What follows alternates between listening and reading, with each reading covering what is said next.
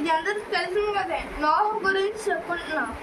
నేను 5 minutes చెప్తాను, ఆ తర్వాత మిగిలిన 5 minutes పండుగ బాబీ చెప్తాడు. మామ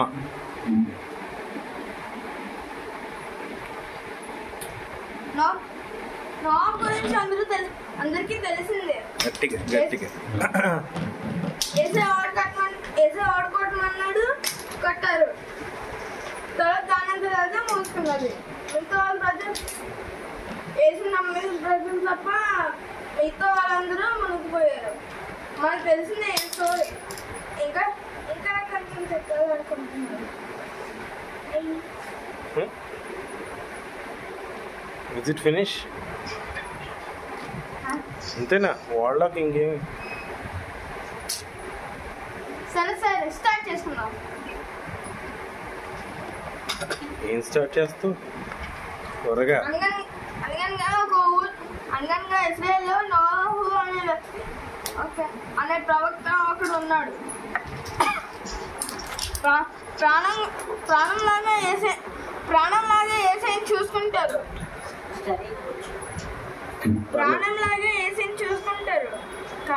కానీ ఒక రోజు ఏం జరిగిందంటే యేసయ్య నోహును పిలిచారు.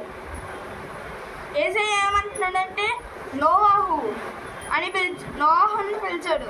నోహు ఏమన్నాడంటే ఏమైంది ప్రభువా అని అడిగాడు. ఆ తర్వాత యేసయ్య ఏమన్నాడంటే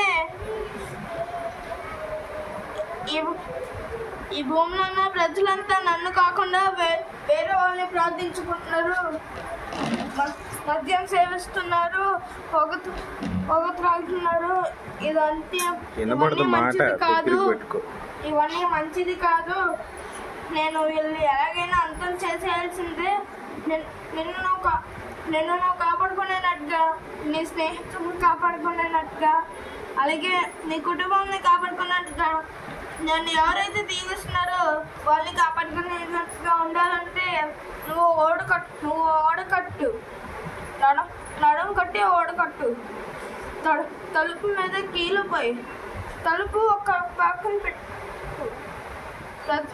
ప్రతి మొగ్గ చెట్టు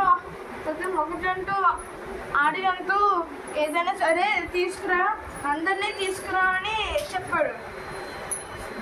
సరే ప్రభువా, మీరు చెప్పింది నేను చెయ్యాల్సిందే అని అన్నారు.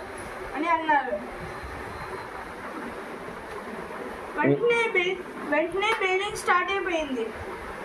అప్పుడు కొంతమంది వచ్చి హే నోహు ఏం చేస్తున్నావు అని అన్నారు. నేను ఓడ చేస్తున్నాను, ఎందుకంటే మా దేవుడు వర్షం కురిపిస్తాడు అని అన్నారు.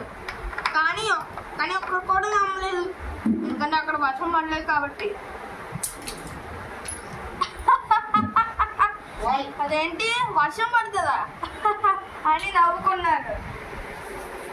సరే మీరు ఏదైనా చేసుకోండి, కానీ మా దేవుడు మాటలు సత్యం అని అన్నారు. కానీ అయినా సరే నవ్వి ఒక బాటిల్ ఇచ్చుకొని ఓడ మీద కొట్టారు, అంతే వెళ్ళిపోయారు. నోహు ఏం బాధపడకుండా ఇంకా కన్స్ట్రక్షన్ కంటిన్యూ చేశారు. ఓడ కన్స్ట్రక్షన్ అయిపోయిన వరకు వాళ్ళు కడుతూనే ఉన్నారు. త్వరగా ఆ తర్వాత ఓడ రెడీ. భోజనం పెట్టుకున్నారు, నీళ్ళు పెట్టుకున్నారు, అందరినీ ఎక్కించారు. జంతువులను కూడా ఎక్కించుకున్నారు, మగ జంతువు, ఆడ జంతువు, అలాగా. అంతే వర్షం బుస్సు మన స్టార్ట్.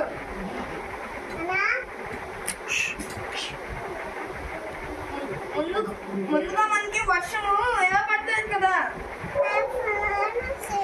అలాగే పడింది. తర్వాత మళ్ళీ ఇలాగా స్పీడ్గా పడింది. అని పడింది వర్షం. ఆ దెబ్బకి మొత్తం భూమి అంతా నీళ్ళతో నిండిపోయింది. నిజం చెప్పాలంటే అంతే జరిగింది.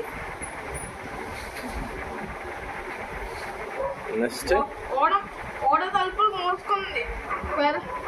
బయట ఒకవేళ నీటి కూడా లోపలికి వెళ్ళినా ఇంకా ఇంకా వేసే వాళ్ళకి ప్రమాదం జరిగేది కదా. కానీ అలా అవ్వలేదు. తలుపులు మూసేసుకున్నాయి.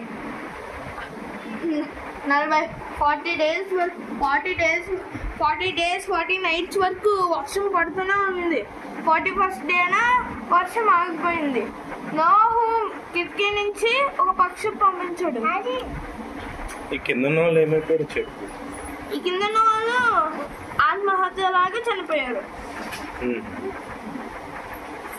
మిగతా వాళ్ళు ఓడలో ఉండి సురక్షితంగా ఉన్నారు. ఓకే, ఈ కథను బట్టి ఏం అర్థం చేసుకోవచ్చు? నోహు ఒక పక్షిని పంపించాడు ఒక ఒలివ ఆకు తీసుకోవడానికి. అని ఇటు అటు చూసింది, ఇటు చూసింది, అటు చూసింది, నార్త్ వెస్ట్ సౌత్ ఈస్ట్ చూసింది. కానీ అసలు ఒక్క ఒలివ ఆకు కూడా కనపడలేదు. ఆ తర్వాత మళ్ళీ వెనక్కి వచ్చింది అని ఊపింది. లోపలికి తీసుకుని మళ్ళీ పంపించాడు. మళ్ళీ దొరికింది. ఆ సారికి ఒక కొండకు తగిలింది. కొండకు తగిలిన వెంటనే పంపించాడు. ఆ తర్వాత నీటి అని తగ్గిపోయింది. అంతే. ఈ కథను బట్టి మనం ఏమర్థం చేసుకోవాలంటే ఎప్పుడు చెడు కాకుండా మంచిగా చేయాలి. Thank you. వేసే మాట వినకపోతే మనకి నోహు కథలో ఎలా అయితే రాల్సిందో అలాగే అవుతుంది. Thank you. ఓకే.